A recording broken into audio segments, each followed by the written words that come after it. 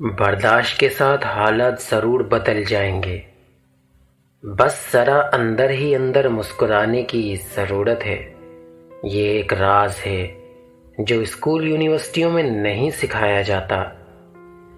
نیند زندگی کا ایک ایسا آئینہ ہے جس میں موت کا عکس دکھائی دیتا ہے۔ دوسروں کو صفائیاں دے کر اپنا وقت ضائع مت کریں۔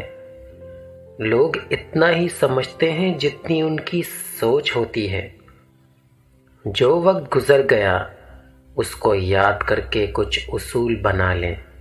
جو وقت باقی رہ گیا ہے وہ بہتر ہو جائے گا۔ تعلقات بنانا ایک آرٹ ہے، لیکن بہت سے لوگ تعلقات خراب کرنے کے آرٹسٹ ہوتے ہیں، اپنوں کو پرایا کر دینے کے ماہر۔ اپنی سوچ کا اظہار کرنا آپ کا حق ہے، مگر اپنی سوچ کو دوسروں پر مسلط کرنا زیادتی ہے۔